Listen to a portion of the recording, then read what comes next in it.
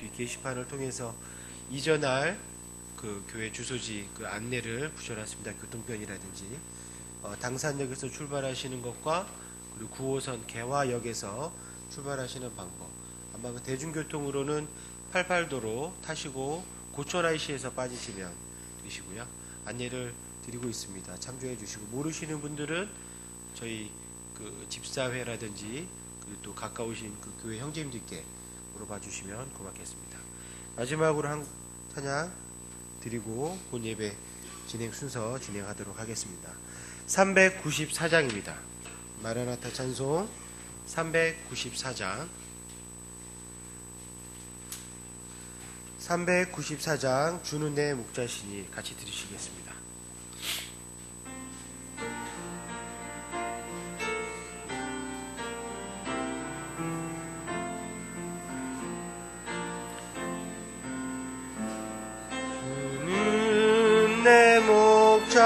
자신이 부족함 없도다. 시냇가 푸른 풀밭에 날 인도하시고 내 영을 건지시며 방황하는 나를 안전하게 바른 길로 인도하시도다. 사망이 드리워도 두렵지 않음은 주 나의 곁에 계셔 도와주심이라. 또 유혹받을 때 나를 붙드시니 그의 풍요로움을 누가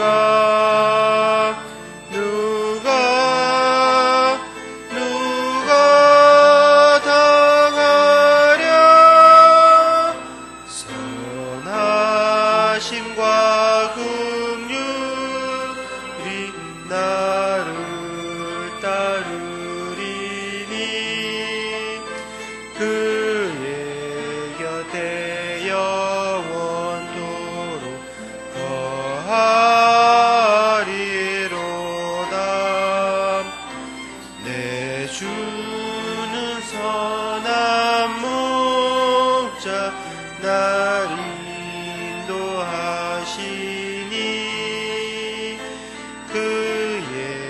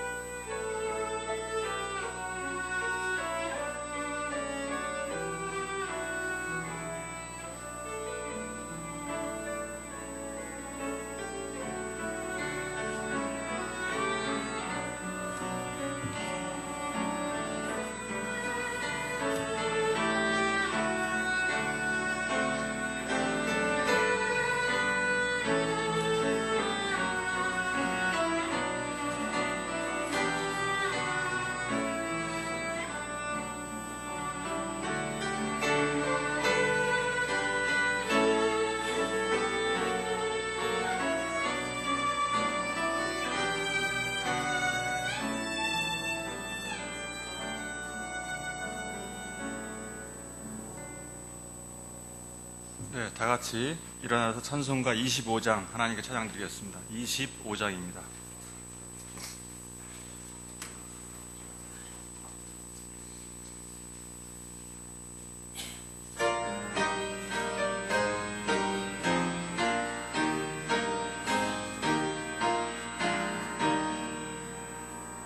혈류관 가지고 주 앞에 그리세 저 천사 기쁜 노래가 온 땅에 퍼지네 내 혼아 깨어서 주 찬송하여라 온 백성 죄를 속하신 만왕의 왕일세 혈류관 가지고 주 앞에 드리세 그 손과 몸의 상처가 영광 중 빛나네 하늘의 천사도 그 영광 보고서 보라의 신비 알고자 늘 흠모하도다 혈류관 가지고 주 앞에 드리세 온 세상 전쟁 그치고 참 평화 오겠네 주보자 앞에서 온 백성 엎드려 그 한량 없는 영광을 늘 찬송하겠네.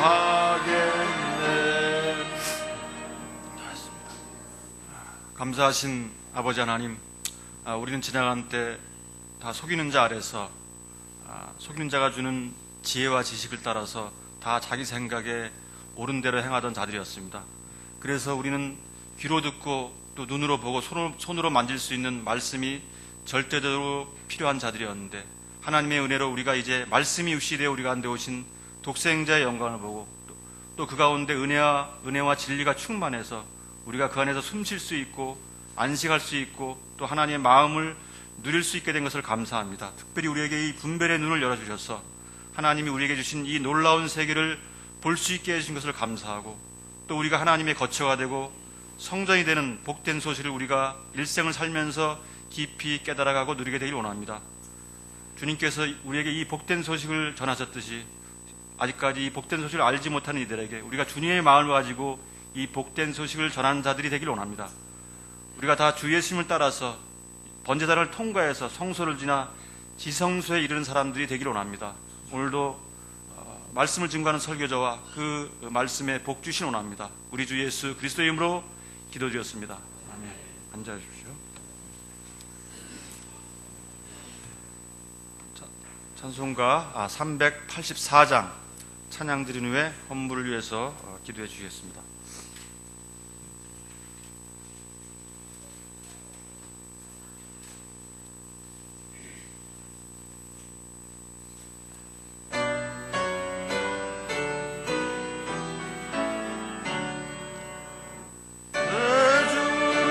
강한 성이요 방패와 병기 되시니 그 환난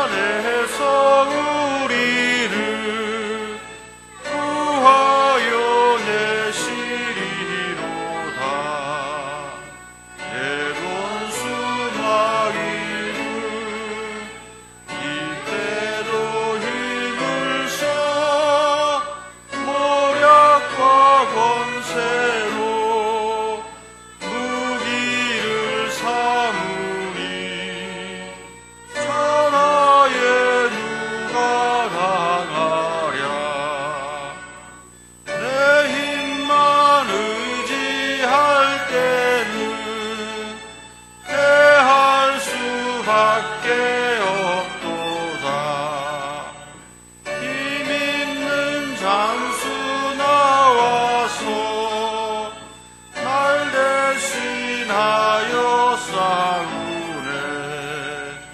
이 장수 누군가?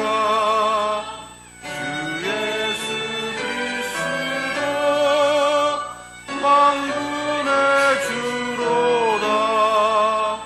당할 자 누구랴? 반드시 이기리로다. 이 땅에 마귀들 끌어 우리를 삼키려 하나. 겁내지 말고 섰거라. 진리로 이기리로다. 신적과 재물과 명예와 생명을 다 빼앗긴데도 진리는 살아서 그 나라 영원하리라.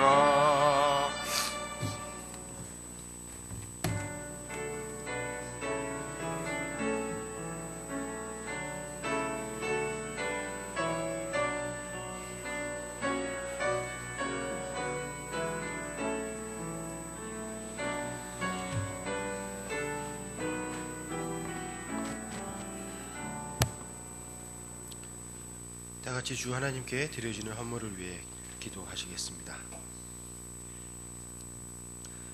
나는 알파와 오메가요 시작과 끝이요 처음과 마지막이라. 그분의 명령들을 행하는 자들은 복이 있나니 이것은 그들이 생명나무에 이르는 권리를 소유하게 하며 그 문들을 지나 그 도시로 들어가게 하려 함이로다. 사랑이 많으신 아버지 하나님, 아버지의 구원의 계획에 따라 저희들이 이 주 복된 날 주님 앞에 저희가 함께 나와 말씀으로 주님께 영접하고 영광을 드리고자 합니다. 한 주 동안 주님께서 주신 복 가운데 처음 것을 주님께 드리기를 원합니다. 이 물질이야말로 주님께서 계획하시고 저희들의 생명과 같은 삶을 영위해 주시는 것 중에 하나입니다. 주님께서 주시는 이 물질이 저희들이 주님께 드림으로 또한 주님의 그 물질들이 쓰여지는 곳곳에 주님의 복음이 전파되기를 원합니다. 주님, 악한 세상입니다. 그 악한 세상 가운데 우리의 자녀들, 주님의 자녀들이 힘들고 아파하고 어려워할 때 주님께서는 모든 것을 채워주시는 주인 줄을 저희가 믿고 고백합니다. 주님, 어려운 이 시점에 저희들이 주님의 말씀을 전할 수 있는 능력 주시어 또한 저희들에게 말씀을 전할 수 있는 그 많은 복들을 나누어 주님의 뜻을 이룰 수 있도록 주님 인도하여 주시옵소서. 나가 있는 선교사들과 주님의 일을 다하고 있는 함께하지 못하는 여러 형제 자매들이 있습니다. 주님, 그들도 속히 이 교회로 나와 주님 앞에 무릎 꿇고 보복하여 주님께 영광 드리기를 원합니다. 믿음으로, 은혜로, 또한 성경의 말씀으로 저희가 또 한 주 복되게 살 수 있도록 주님 인도하여 주시고 모든 것 주님께서 받아 주시옵소서. 이 모든 말씀 거룩하신 예수님의 이름으로 기도드립니다. 아멘.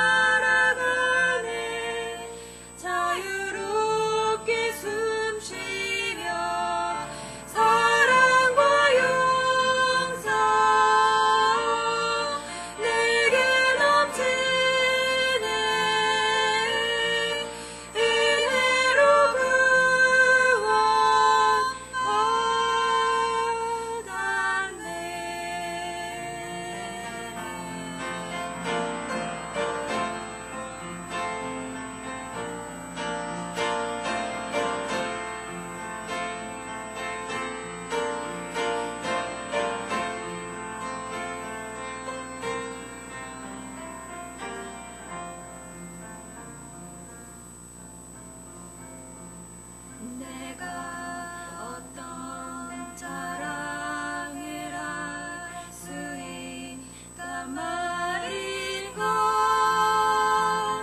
주 하나님의 승리가 내 것이 되다니. 이끄심 없었다면 나는 어디 있을까.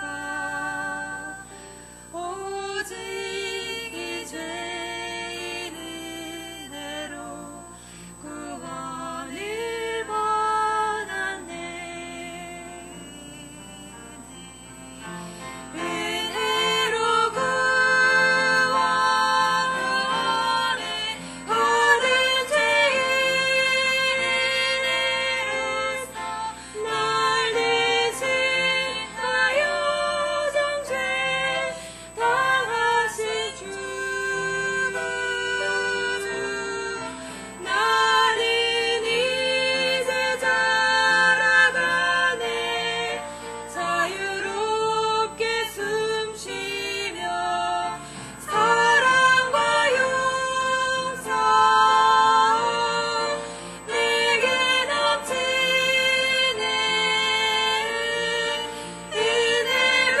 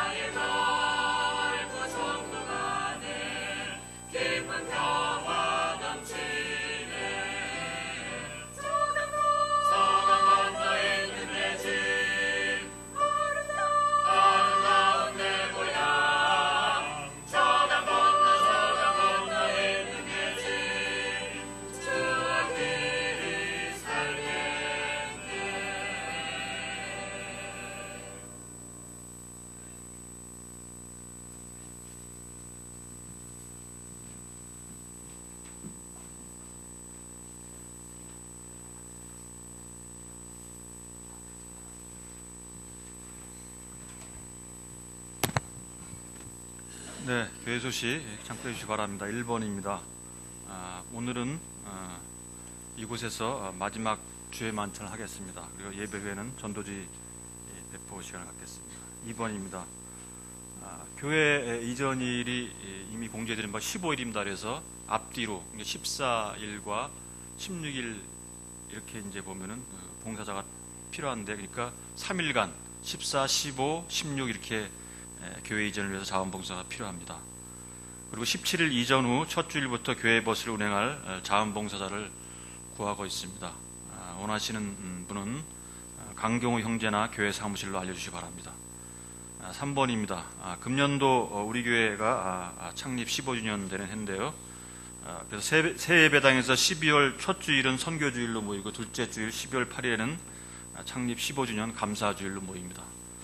이때 두 주일 모두 전도 대상자나 친지 이웃을 초청해 주시기 바랍니다. 4번입니다. 내일 11월 4일 11시에 용산 침례교회에서 독립침례교회 사역자 친구 모임이 있습니다. 원하시는 분은 참석하셔도 되겠습니다. 자, 금우 교회 행사 및 모임 안내는 한번 참고해 주시고요. 한번 봐주시기 바랍니다. 이번 주 성경 암송 구절입니다. 시작. 이제 그들이 그 법을 듣고 섞여 사는 모든 무리를 이스라엘에서 분리시켰더라. 느헤미야 13장 3절 말씀.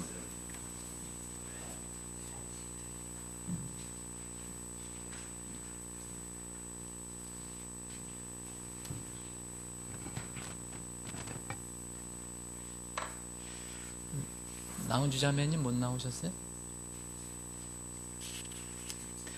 나훈주 자매님이 갑자기 아파서 입원을 하셨었는데 퇴원을 했다는 소식은 들었는데 위에서 기도해 주시기 바랍니다. 우리가 전통적으로 또 우리나라는 특별한 이런 제도가 있는데 고3들이 어려움을 겪을 그런 한 주입니다. 그래서 그 수능 시험자가 우리 교회 고3이 2명 있는데 이런 걸 위해서 기도해 주시기 바랍니다. 지금 말씀드린 대로 이제 이번 주에 우리가 여기에서 마지막으로 주님 만찬을 하고요. 다음 주에 그 외국 목사님 초청해서 이렇게 말씀을 듣는 시간 가지면 이제 여기에서 예배는 이제 끝나게 됩니다. 다음 11월 17일부터는 이전한 새로운 장소에서 저희들이 예배를 드립니다. 기억하시고 이전이 잘 될 수 있도록 여러분들이 열심히 기도해 주신 줄 믿고 있는데 계속 기도해 주시기 바랍니다. 다 같이 일어나서 인사하는 시간 갖겠습니다. 오늘은 400장 주의 진리 후에 십자가 온기 1절 힘차게 부르신 뒤에 함께 주님의 사랑으로 서로 인사하는 시간 갖겠습니다.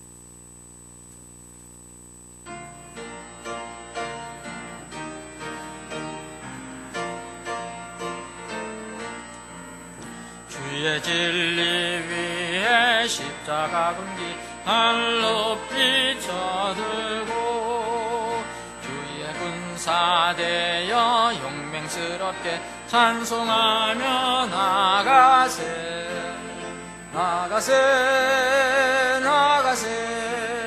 주 예수만을 위하여 목숨까지도 바치고 삶 떨어나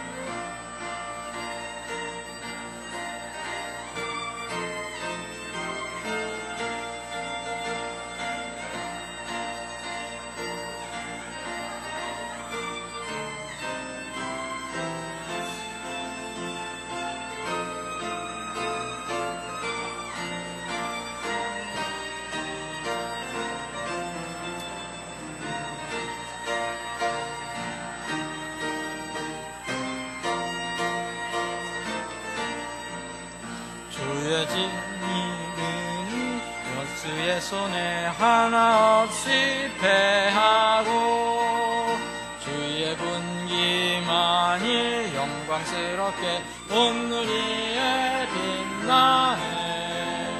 나가세 주 예수만을 위하여 목숨 가지고 산도로 나가세.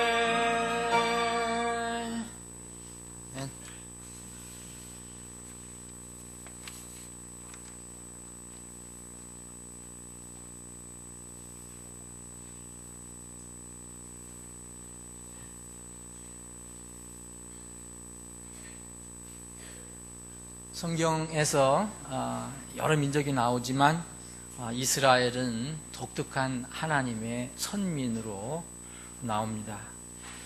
하나님은 선민 이스라엘과 늘 함께 하신다는 것을 보여주시기 위해서 무엇을 이렇게 만들라고 이렇게 명령을 하십니다.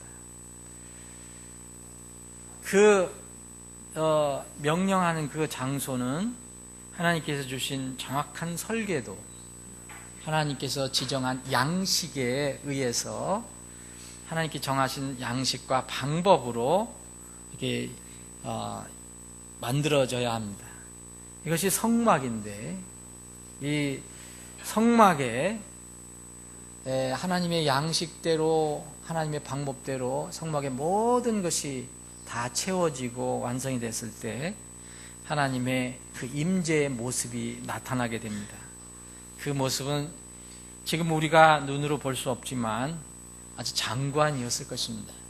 하나님의 영광이 충만히 임했다라고 성경은 기록하고 있습니다.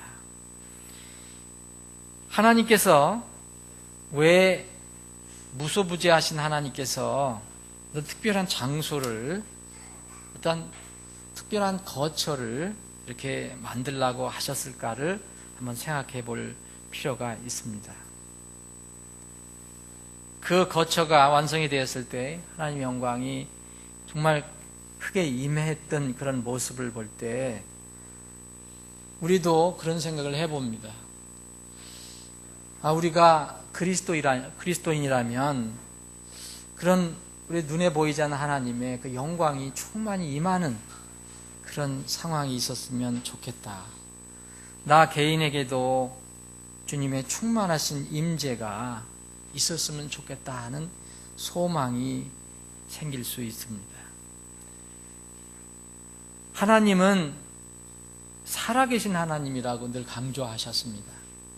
그러면 구약 때 이스라엘 백성에게 나타나셨던 그 하나님이 지금도 여전히 동일한 그 하나님이 우리에게도 똑같이 역사하실 수 있는 하나님이십니다.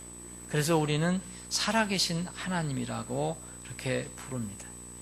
살아계신 하나님이 우리에게 오셔서 충만히 역사하시는 그런 삶이 우리에게 주어지면 얼마나 좋을까 하는 생각을 해봅니다.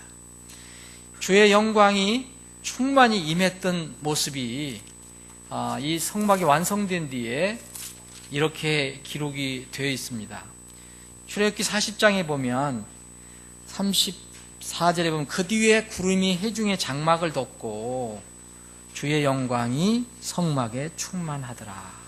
여기 33절에 보면 이제 모든 이 성막의 모든 주님께서 명령하신 양식대로 식양대로 세세하게 주님께서 명령하셨는데 그것을 다 완성하고 난 뒤에 마지막 뜰에 문의 현수막을 다는 것을 끝냈을 때 모세가 이와 같이 끝을 마치니라. 그 뒤에 구름이 회중의 장막을 덮고 주의 영광이 성막에 충만하더라.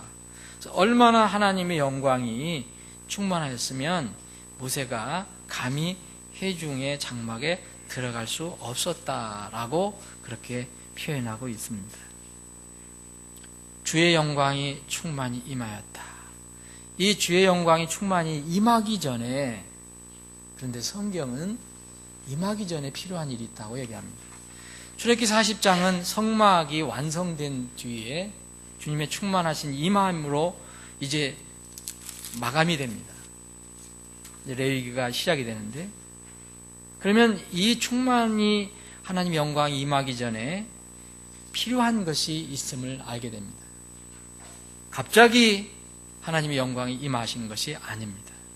오늘은 그 부분을 한번 살펴보기를 원합니다.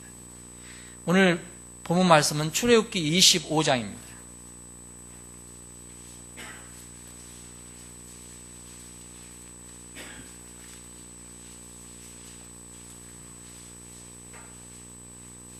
출애굽기 25장, 오늘은 길지 않습니다. 말씀이 8절, 9절, 2절만 읽겠습니다. 또 내가 그들 가운데 거하도록 그들이 나를 위해 성소를 만들게 하라. 또 너희는 내가 내게 보여주는 모든 것에 따라 성막의 양식과 성막의 모든 기구의 양식대로 그것을 만들지니라. 잠깐 기도하겠습니다. 아버지 하나님, 오늘 저희들에게 참으로 복된 주일, 주님께서 부활하신 날을 기념하는 이 주일을 저희들에게 허락해 주심을 감사합니다. 오늘 저희들이 모여서 주님을 찬양하고 경배하는 것은 세상 일, 사람의 일을 도모하는 일이 아니고 오직 우리를 구원해 주신 하나님을 경배하고 찬양하는 일입니다. 주님, 우리의 찬양과 경배가 하나님께 그대로 상달되게 해 주시옵시고 그 찬양과 경배 속에서 하나님 영광 받아 주옵시고 우리는 주님의 은혜 속에 있는 시간이 되게 하여 주옵소서. 거룩하신 예수님의 이름으로 기도합니다. 아멘. 주의 영광이 임하기 전에 필요한 것들을 세 가지를 살펴보겠습니다. 첫 번째, 주님의 영광이 임하려면 하나님께서 임하실 어떤 거처가 필요합니다. 장소가 있어야 한다는 것입니다. 하나님은 우리가 그분의 특성을 잘 압니다. 이분은 무소부재하신 분입니다. 어디든 다 계실 수 있는 분입니다. 지금 이 자리에도 성령님으로 계신 분입니다. 그러나 제한적이고 유한한 우리 피조물, 사람을 위해서는 영이신 하나님, 아무데나 다 계신 하나님, 우리 눈으로 볼 수 없는 하나님, 우리 피조물을 위해서는 유한한 장소가 필요합니다. 그래서 선민 이스라엘에게 오늘 본문 말씀에 있는 것처럼 내가 너희들 가운데, 이건 모세에게 말씀하신 거니까 내가 그 백성들, 이스라엘 백성들 가운데 거할 수 있도록 그 이스라엘 백성이 나를 위해서 거할 곳을 만들어라, 성소를 만들게 하라, 이렇게 명령을 하셨습니다. 그분이 유한한 사람들 가운데 계시다는 것을 알려주시기 위해서는 장소가 필요하다는 그런 말씀입니다. 모세에게는 또 이렇게 말씀하셨습니다. 22절 보면 거기서 내가 너와 만나고, 거기서라는 것은 장소를 얘기합니다. 긍휼의 자리 위 곧 증언궤 위에 있는 두 그룹 사이에서 너와 대화하되 내가 이스라엘 자손을 위해 내게 명령으로 줄 모든 것에 관하여 대화하리라. 무소부재하시고 영이신 하나님께서는 이 이스라엘 백성에게, 모세에게 계속해서 이런 말씀을 합니다. 출애굽기 29장 42절도 이런 말씀이 있습니다. 이것은 너희 대대로 주 앞에서 회중의 성막 문에서 항상 드릴 번제물이니라. 내가 거기서 너희와 만나고 거기서 네게 말하리라. 내가 거기서 이스라엘 장소들을 만나리니 내 영광으로 인하여 성막이 거룩히 구별되리라. 우리는 막연히 하나님이 보이지 않는 하나님이고 무소부재하신 분이고 또 영이시기 때문에 우리 주님의 임재를 느끼지 못할 때가 너무 많습니다. 근데 하나님께서는 이렇게 친절하게 유한한 우리에게 이렇게 내가 너희들과 만날 장소, 그것이 필요하다고, 이유는 내가 너희들과 교제하고 내가 네게 말하기 위해서라고 말씀하십니다. 이스라엘 백성에게 하나님의 임재를 위해서 필요했던 것은 바로 한 장소, 곧 성소였습니다. 곧 성막이었습니다. 이것이 이스라엘 중에 하나님께서 임재를 위해서 필요한 곳이었습니다. 예수님은 무소부재하신 분이지만 스스로 예수님이 성전이라고 말씀하셨습니다. 내가 성전이라고 말씀하셨습니다. 그 성막이십니다. 그 예수님, 무소부재하신 예수님이 신약시대 성도들을 위해서는 특별한 임재 장소가 필요해서 제시가 되었습니다. 바로 그것이 어디입니까? 그분의 지역교회입니다. 이 비밀도 아니지만 이 진리를 머리로만 아는 게 아니고 마음으로 알고 그것을 간직하는 사람들은 참 복이 있는 것입니다. 이 시대 그리스도인들은 참 이 개념이 아주 약합니다. 두세 사람이 내 이름으로, 곧 예수 그리스도의 이름으로 함께 모인 곳에 나도 거기에 그들 가운데 있겠다라고 말씀하셨습니다. 주님께서 승천하시기 전에 제자들에게 명령을 수행하도록 이렇게 말씀해 주신 게 있습니다. 그 명령을 수행한 그 성도들에게 마지막으로 약속하신 게 있습니다. 교회 가운데, 곧 너희들 가운데 내가 세상 끝까지 함께 있겠다라는 약속이십니다.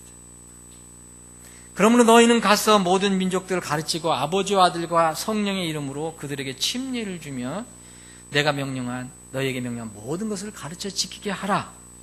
보라, 내가 세상의 끝까지 항상 너희와 함께 있느니라. 있으리라고 되어 있는데 그것은 있느니라로 번역하는 것이 더 정확하다고 생각합니다.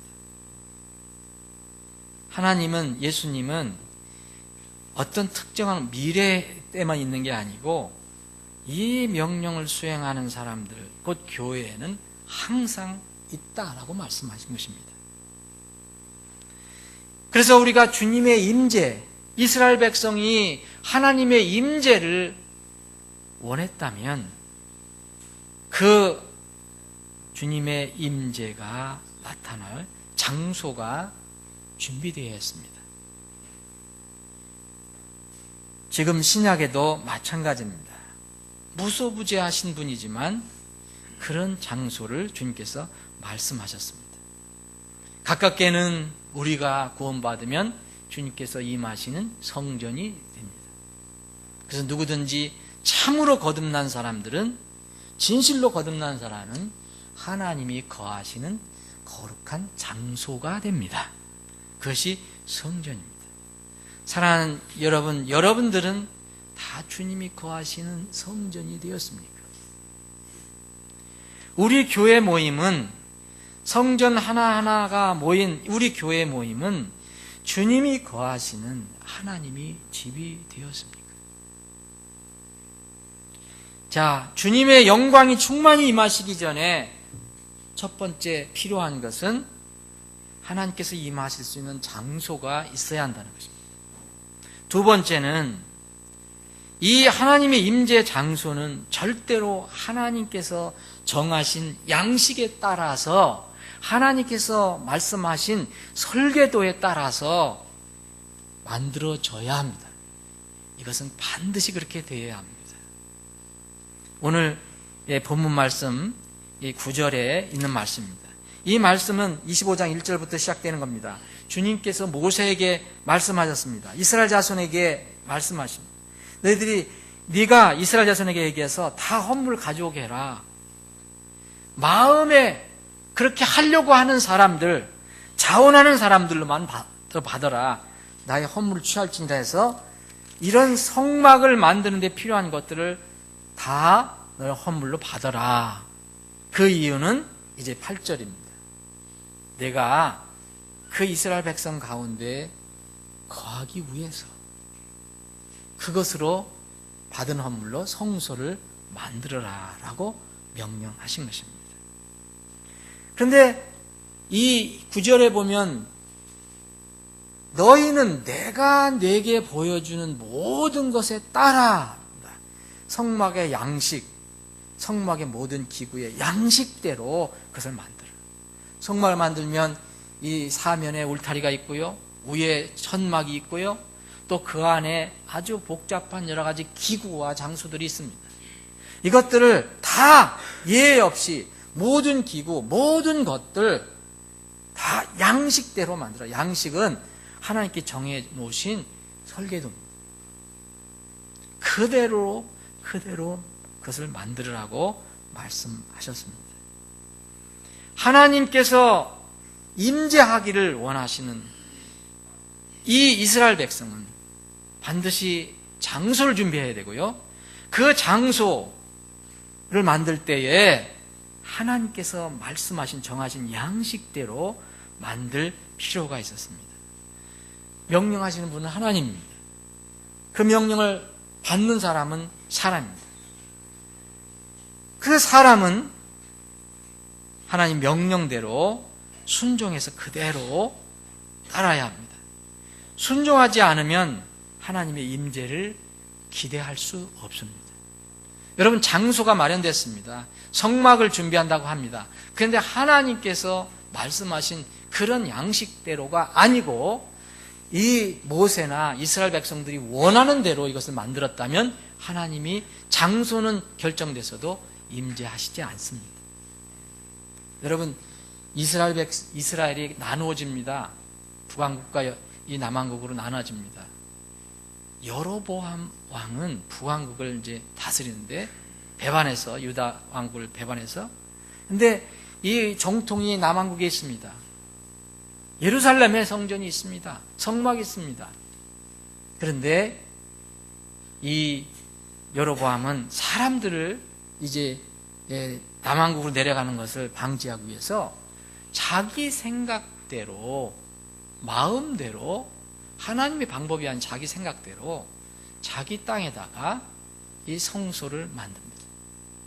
하나님은 절대로 인정하지 않으셨습니다. 임하시지도 않으셨습니다. 하나님이 거하시는 것은 하나님이 정하신 방법에 따라 만들어진 곳에만 임재를 하십니다. 사람의 생각, 사람의 사상, 사람의 이성과 논리, 그리고 시대 상황에 따라 변하는 철학, 유행으로 인해서 하나님이 정해주신 양식이 바뀌어서는 안 됩니다. 혼합되거나 개축되어서도 안 됩니다. 하나님의 성소, 성막, 성전에는 사실 개축이라는 말, 개량이라는 말, 재개발이라는 말, 리모델링이라는 용어는 해당되지 않습니다. 우리는 부득이 우리가 입주하고 있는 이 건물이 재개발이 되는 바람에 이 건물을 헐고 다시 최신식 건물을 짓는 그 계획, 주인이 그런 계획을 세웠기 때문에 이 건물주가, 우리는 이제 어쩔 수 없이 이제 새로운 장소로 옮겨갑니다. 그런데 이곳이 물리적으로는 하나님이 함께 하시는 곳이었지만 이 주인, 이 건물의 주인이 어떻게 얘기하든 무슨 요구를 하든 간에 우리는 이 교회 모임은 그런 외부적인 그것에 의해서 영향을 받지 않습니다. 장소는 잠시 옮겨갈 수 있지만 우리 교회가 가지고 있는 본래의 하나님을 섬기고 찬양하는 그 모델, 그 패턴은 성경에서 가르쳐준 그대로가 돼야 하고 그것이 바뀌어서는 안 됩니다. 곧 물리적으로 교회가 세워지는 건 아닙니다. 구원받은 사람들이 교회를 이루는 것입니다. 우리가 모임 장소는 바뀌어도 새로운 장소에도 똑같은 교회의 성격이 돼야 합니다. 새 예배처 공사가 잘 진행되고 있습니다. 지난 한 주간은 거의 매일, 토요일만 빼면 거의 매일 이게 다녀왔는데 우리 집사님하고 계속 다녀왔는데 저는 거기서 그 공사하는 분들 보면 참 신기하다는 거 생각을 많이 합니다. 제가 그런데 전혀 재주가 없기 때문에 그렇습니다. 저는 뭐 하나 만들려면 고장내고 부서뜨리는 그런 손재주가 있지 잘 만들어내지 못합니다. 근데 처음에 우리가 이런 양식으로 좀 바꿔주십시오. 이렇게 다 얘기했는데 이게 과연 잘 될까? 저 큰 유리를 옮겨서 저 방을 만들 수 있을까? 그런데 그걸 참 하는 걸 보면 툭탁툭탁툭탁 해서 그거 참 잘하는 겁니다. 지금 여러분 아주 지금만 가봐도 너무 좋습니다. 지금 가봐도 완성되지 않았는데도 그 기술 손재주가 보통이 아닙니다. 근데 우리가 얘기한 대로 우리가 요구한 대로 그 설계도에 따라서 공사가 진행되고 있습니다. 우리가 갈 곳은 하나님이 우리에게 정말 우리 모임에 참으로 충만히 임재하시고 역사하시는 그런 장소가 되기를 저는 소망해 봅니다. 하나님께서 정해주신 양식은 고칠 것이 없습니다. 우리는 어쩔 수 없이 이렇게 이제 가게 되지만 그 교회에 본래 하나님께서 교회를 세워주신 그 모델과 그 어떤 그 디자인, 그 설계도는 어떤 경우에도 바뀌지 않습니다. 교회는 이제 사람의 디자인에 의해 세워진 것이 아니고 오직 주님께서 주님의 계획과 목적과 디자인에 의해서 세우신 교회입니다. 구약시대의 이스라엘 백성이 주님의 명령에 따라서 그대로 순종해서 성막 또는 성전을 만들었을 때 하나님의 영광이 참 크게 충만히 임하였던 것처럼 신약시대에도 그 살아계신 하나님은 분명히 그대로 주님께서 지어주신 그 지역 교회에 그 교회가 그런 교회라면 분명히 하나님께서 임재하십니다. 구약이나 신약이나 마찬가지입니다.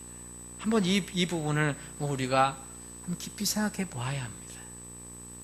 구약은 구약이고 신약은 신약이고 성전은 성전이고 주님의 교회는 교회라고 생각하실 필요 없습니다.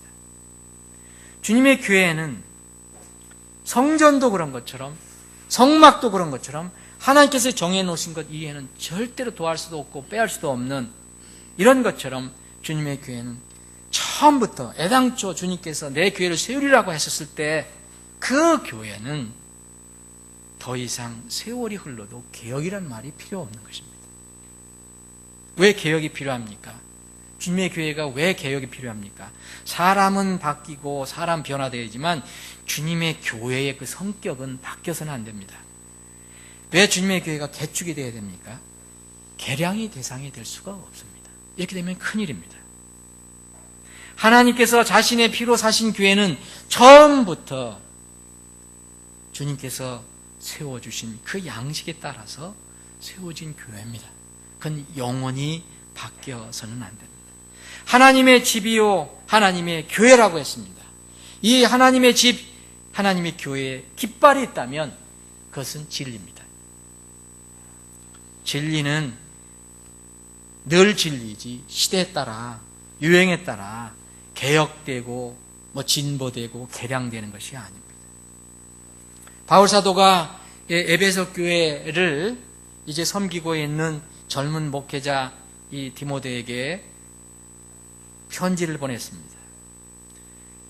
내가 오랫동안 지체하면 네가 하나님의 집에서 어떻게 처신해야 할지 알게 하려 하노니 이 집은 살아계신 하나님의 교회요 진리의 기둥과 터니라. 이 시대 기독교 트렌드 중에 하나는 세상과 사람들에게 맞춰 가려고 하는 것입니다. 열린 예배가 유행입니다. 열린 교회가 이름이 유행되고 있습니다. 그래서 열린 기독교라는 말도 나옵니다. 더 나아가서는 에큐메니칼 교회, 하나로 되는 교회라는 용어도 나옵니다. 어찌 보면 멋있는 용어 같습니다. 그런데 이 용어가 하나님께서 성경에 정해놓으신 주님의 교회 양식을 구식으로 여기고 세상의 새로운 유행이나 사람들의 기호에 맞추기 위한 것이라면 이미 하나님의 교회는 아닙니다. 이미 더 이상 진리의 기둥과 터가 되지는 못합니다. 사랑하는 여러분, 우리 교회는 어떻습니까? 우리 교회가 허물이 없고 완벽하다는 얘기가 아니고 우리가 진심을 다해서 하나님께서 정해놓으신 방법, 그 양식을 따라서 교회를 섬기고 있는가? 이 질문이 우리에게 필요합니다. 성경의 가르침에서 벗어난 믿음은 하나님께서 임재하시는 성전이 될 수 없습니다. 개인도 마찬가지고 두 사람 이상 모인 교회도 마찬가지입니다. 어떻게 하나님께서 정해주신 그 양식에 따라서 세워지지 않았는데 하나님이 임하시기를 원합니다. 그렇게 생각하는 사람은 착각하는 것입니다. 우리 교회는 하나님께서 정해놓으신 모든 양식, 곧 성경에서 교회를 위해서 교회에 관한 말씀하신 것을 그대로 따르고 가르친 위에 세워진 교회가 되어야 합니다. 그런 교회가 될 것인가? 아니면 하나님의 양식과 세상의 양식을 혼합한 퓨전 양식 위에 세우는 교회가 될 것인가? 이렇게 퓨전 양식으로 세운 교회를 세상은 참 좋아하고 있습니다. 아니, 이른바 그리스도인들도 이러한 퓨전 교회를 선호하고 있습니다.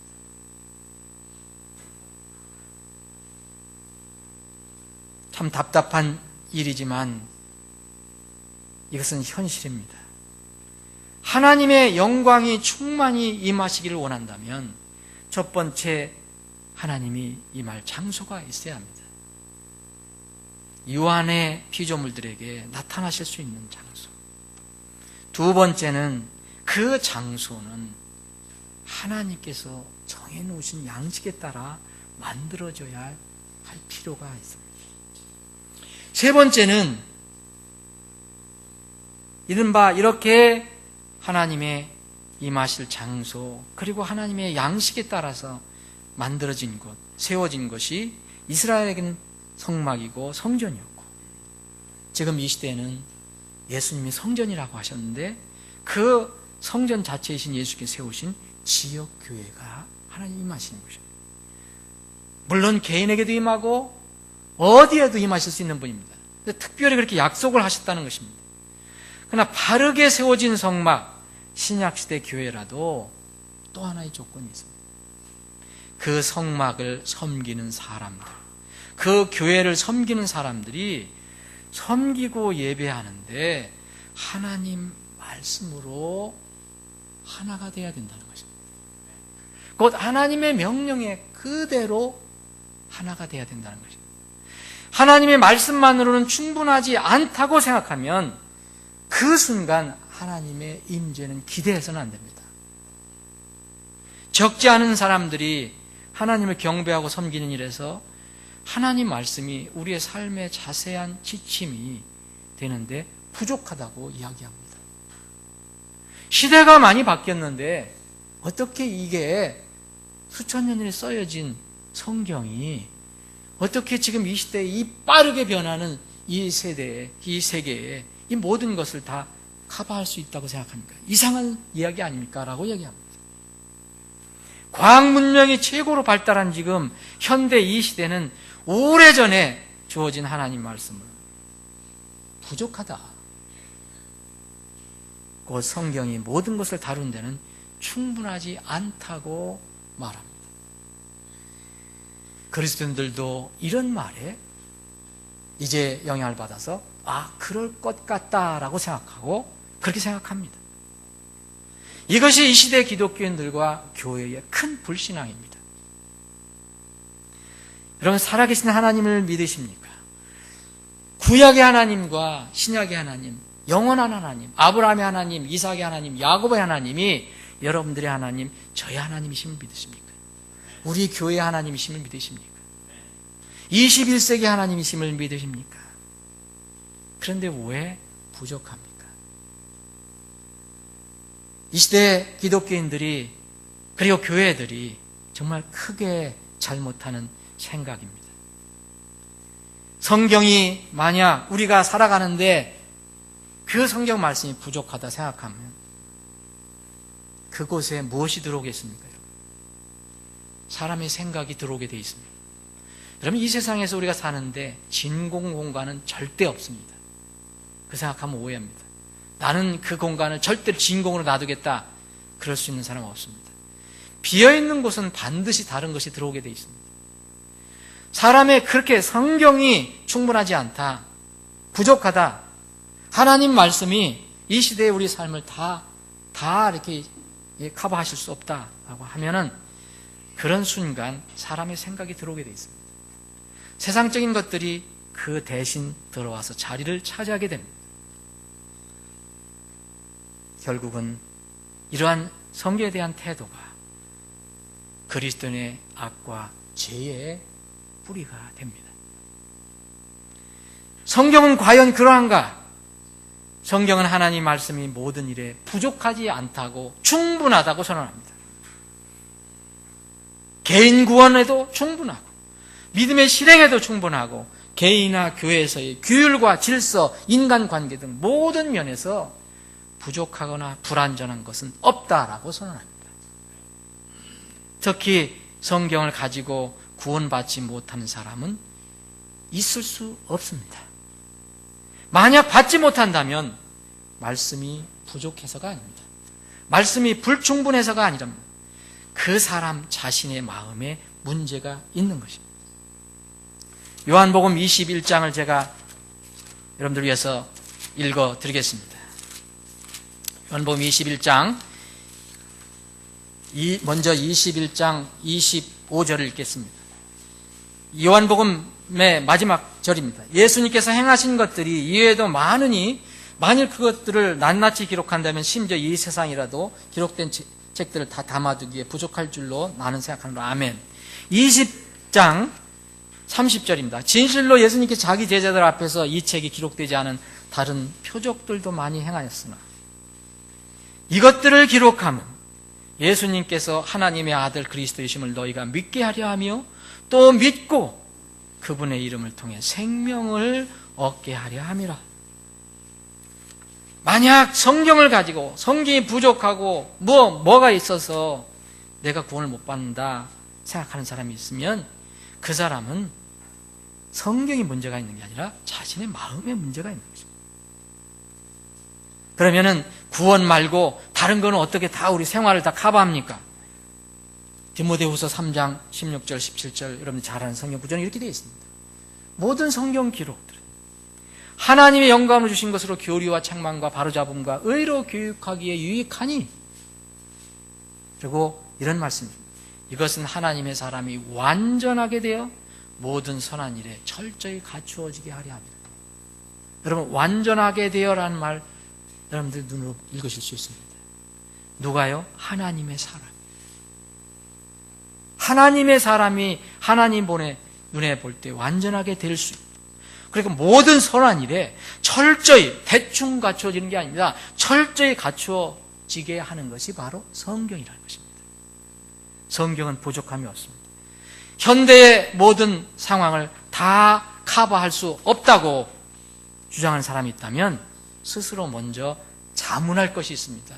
그런 사람, 첫 번째, 나는 하나님의 사람인가 물어봐야 합니다. 여기에 분명히 합니다.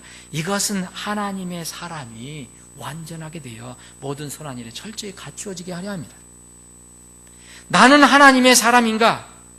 만약 구원받은 하나님의 자녀라면 성경 말씀은 절대 부족하거나 절대 미흡하지 않습니다.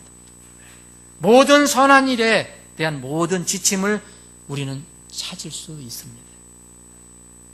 모든 성경 기록은 어디 있습니까? 교리와 책망과 바로잡음과 의로 교육하기에 유익하다.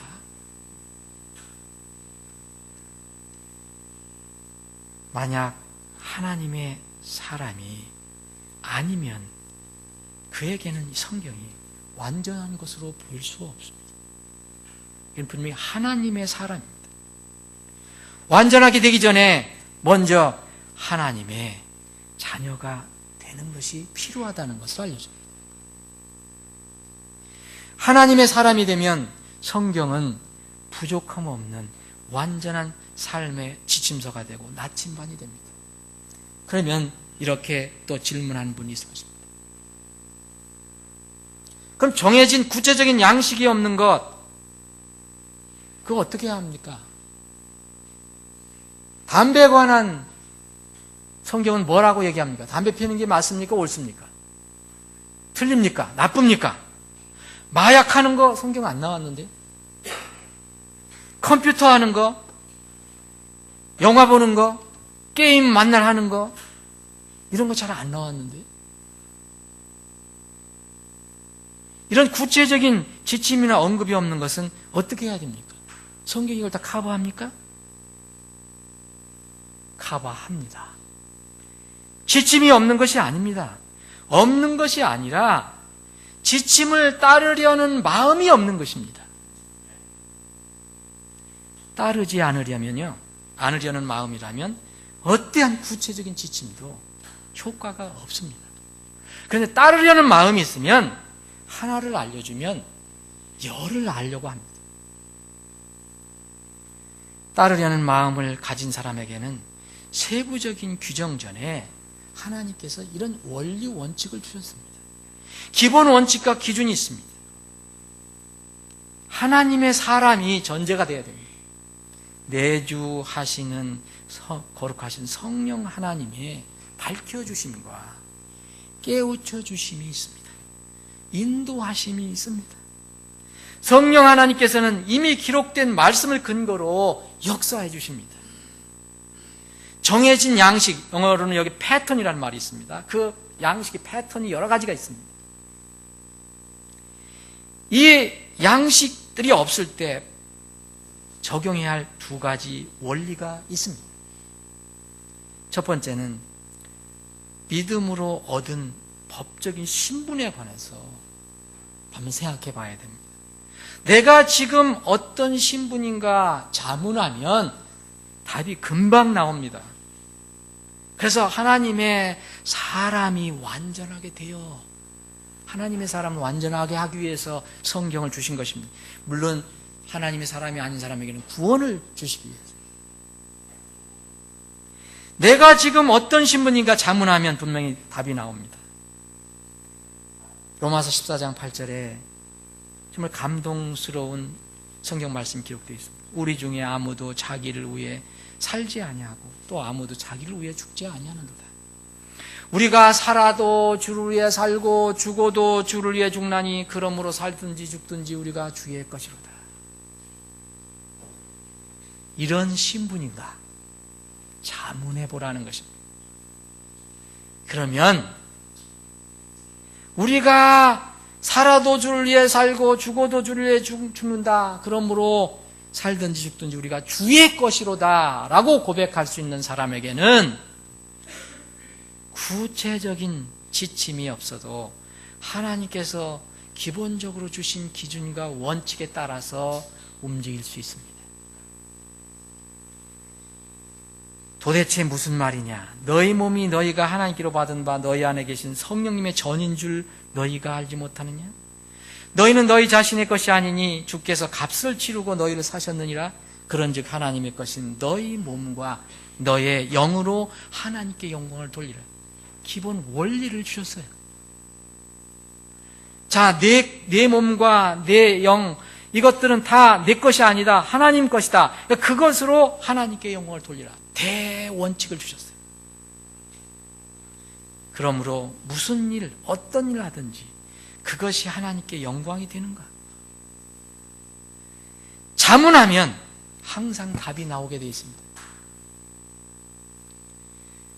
고린도서 10장 31절에 고린도 교회의 바울 사도가 하나님의 명령에 따라서 이렇게 기록을 했습니다. 너희가 먹든지 마시든지 무엇을 하든지 하나님의 영광을 위해 하라. 이게 지침입니다. 여러분, 담배 피우는 거, 마약하는 거, 엉뚱한 컴퓨터 하는 거, 나쁜 그런 거 하는 거, 이게 하나님께 영광이 될까요? 우리 몸을 잘 쓰는 것일까요? 금방 답이 나옵니다. 아, 나는 성경에 이런 게 구체적인 담배, 마약 이런 게 없으니까 그냥 하겠습니다. 그런 사람은 지침을 줘도 안 따릅니다. 두 번째로는 내가 믿음으로 이 살아가는 이 삶 모든 것이 믿음으로 하는 행함, 실천이 있느냐. 내가 무엇을 결정하는 상황이라면 지금 사람을 설득하는 것인가? 두 번째 큰 원리입니다. 내가 사람을 설득하는 것인가? 하나님을 설득하는 것인가? 곧 하나님의 내가 눈을 보는 것인가? 세상의 눈을 보는 것인가? 이 두 번째 근본, 두 번째 원리를 생각해 보라는 겁니다. 그리고 실천하면 됩니다. 바울 사도는 이렇게 얘기했습니다. 내가 지금 사람들을 설득하느냐? 바울 사도가 얼마나 많은 이 사회의 그런 압력을 받았습니까? 그 환경의 압력을 얼마나 받았습니까? 그런데 바울 사도는 이제 움직이지 않고 내가 지금 사람들을 설득하느냐, 하나님을 설득하느냐. 그럼 누구를 설득하는 게 더 편할까요? 여러분, 하나님 설득할 수 있습니까? 여러분, 하나님 설득 한번 해보십시오. 사람을 설득하는 것이 낫죠. 혹은 사람들을 기쁘게 하려고 했으느냐, 내가 아직도 사람들을 기쁘게 한다면 결코 그리스도의 종이 아니죠. 여러분, 서로 교제하면서 기쁘게 하는 게 좋은 거죠. 하나님을 기쁘게 하는 것과 사람 기쁘게 하는 것이 부딪힐 때 무엇을 택하겠느냐 이겁니다. 이제 하나님이 우리에게 영광스럽게 임재하시기 전에 필요한 세 가지를 살펴봤습니다. 양식이 필요하다는 것을 우리는 압니다. 그 양식이 없는 경우에도, 구체적 양식이 없는데도 우리는 어떻게 해야 된다는 것을 성경은 가르쳐주고 있습니다. 사실 양식이 없는 것이 아닙니다. 양식이 있는데 사람들이 안 따르는 것입니다. 말씀을 정리를 해보겠습니다. 사랑하는 여러분, 여러분들 개인적으로도 마찬가지고 여러분들 모두 함께 교회적으로도 마찬가지입니다. 여러분들은 주님의 충만한 임재와 깊은 관계에서 교제를 원하십니까? 소망하십니까? 우리 교회도 그렇게 소망하고 있습니까? 그러면 그분께서 거할 장소가 있어야 돼요. 우리는 이런 장소를 하나님께서 허락해 주셨습니다. 그러면 그 장소가 어떤 장소여야 합니까? 하나님께서, 세상이 정한 거 아니고 하나님께 정해주신 양식대로 그분이 임재하시기에 적합한 그런 장소가 되어야 합니다. 그것만으로 하나님의 충만한 임재를 기대하기는 아직도 빠릅니다.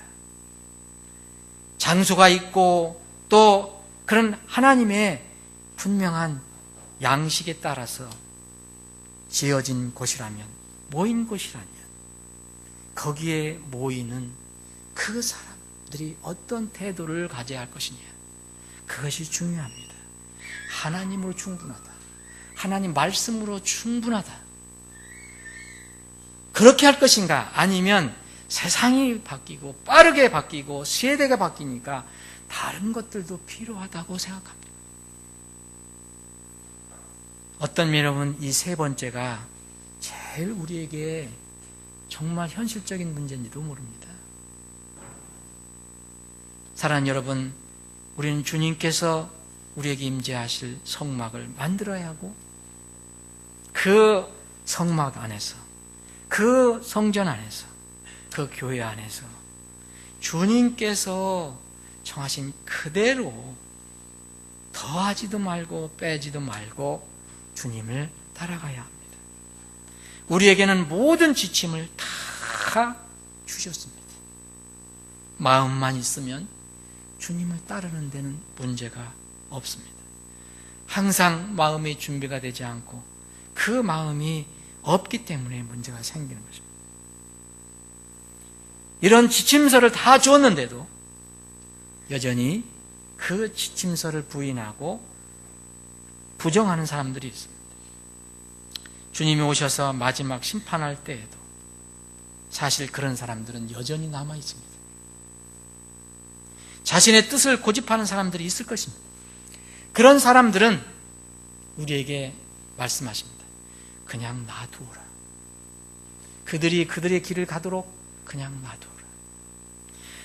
또 그가 내게 이르되 이 책의 대언의 말씀들을 봉인하지 말라. 때가 가까우니라. 불의한 자는 그대로 불의하게 두고 더러운 자는 그대로 더럽게 두며 의로운 자는 그대로 의롭게 두고 거룩한 자는 그대로 거룩하게 둘지니라.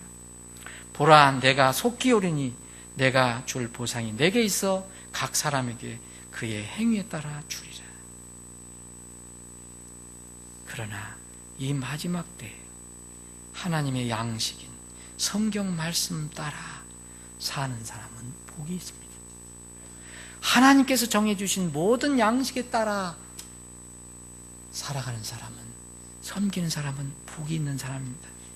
이 대언의 말씀들을 읽는 자와 듣고 그 안에 기록된 그것들을 지키는 자들은 복이 있나니 이는 때가 가깝기 때문이라.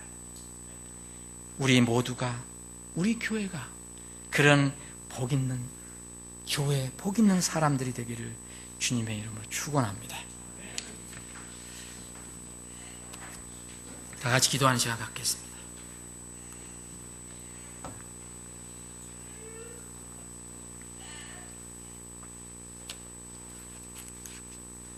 한강 기도하는 시간 갖기를 원합니다. 사랑하는 여러분, 여러분들 삶 속에, 여러분들의 현실적인 삶 속에 하나님이 임재하시고 역사하시는 하나님이심을 믿으십니까? 아니면 그냥 이제 단순한 먼 구약시대에 이스라엘 백성만 관계했던 그런 하나님, 우리에게는 아무 말씀도 안 하시고 움직이지도 않으시고 그냥 목석과 같은 하나님이라고 생각하십니까? 아브라함의 하나님, 이삭의 하나님, 야곱의 하나님이 바로 우리의 하나님입니다. 그 하나님의 영광이 여러분들의 삶 속에서 충만히 임재하기를 원하십니까? 그러면 성경 말씀에 따라서 여러분이 생각할 것이 있습니다. 그분이 임할 장소가 있어야 합니다. 여러분들은 구원을 받으셨습니까? 거듭나셨습니까? 거듭나지 않으면 하나님이 임하실 수 있는 장소가 될 수 없습니다. 거룩한 전 성전이 될 수 없다는 것입니다. 종교적으로 아무리 열심히 해도 하나님이 임하시지 않습니다. 예수 그리스도를 통한 거듭남뿐입니다. 이것이 중요합니다. 여러분 중에 혹시 하나님의 그 충만히 역사하심이 날마다 내 삶에 있기를 원한다 그러신 분이 있다면 먼저 장소를 마련하십시오. 여러분이 그분이 임하시는 거룩한 장소가 되어야 합니다. 예수 그리스도의 그 대속의 피를 믿고 그분을 대원 구원자로 여러분 믿으시면 여러분들 구원받고 하나님의 성전이 될 수 있습니다. 하나님의 임재 장소는 내 생각과 세상의 방법대로 만들어지는 것이 아닙니다. 절대적으로 하나님의 가르쳐 주신 명령에 따라서, 양식에 따라서 만들어져야 합니다. 나는 그러한 성전이 되고 있는가? 우리 교회는 그런 성전이 되고 있는가?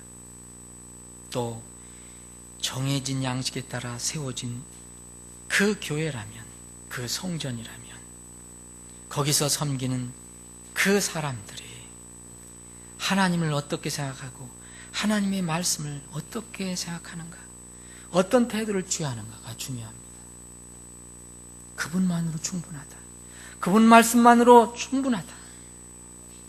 이런 믿음을 가지면 하나님께서 역사하실 것입니다. 임재하실 것입니다. 여러분들 모두가 이런 충만한 임재, 날마다의 삶에 복된 삶이 되기를 원합니다. 아버지 하나님, 오늘 말씀을 듣는 혼 중에서 혹 아직도 구원받지 못한 혼이 있다면 주님 찾아가 주셔서 그를 거듭나게 하시고 하나님의 성전으로 삼아 주시옵소서. 우리를 하나님의 성전으로 삼아 주심을 감사합니다. 우리를 늘 바라볼 것은 우리의 개인 성전과 우리가 함께 모이는 하나님의 집, 거룩한 집, 진리의 기둥과 터가 되는 이 하나님의 교회가 하나님의 양식에 따라서 세워진 곳인가를 늘 살펴볼 수 있는 믿음을 주시옵소서. 그 안에 우리가 어떻게 하나님을 바라보고 하나님의 말씀을 어떻게 생각하고 있습니까? 여전히 세상 것들로 우리의 부족한, 우리의 어떤 삶을 채우려고 하고 있습니까? 아니면 온전히 하나님과 하나님 말씀에만 충분함을 믿고 그것을 의지하고 살아가고 있습니까? 우리에게 완전한 성경과 그리고 충분한 말씀, 하나님의 사람이 완전하게 되는데 조금도 부족함이 없는 이런 하나님의 명령의 말씀을 주심을 감사합니다. 주님 뵐 때까지 하나님께서 충만히 임재하셔서 역사하시는 우리 모두와 우리 교회가 되게 하여 주시옵소서. 거룩하신 예수님의 이름으로 기도합니다.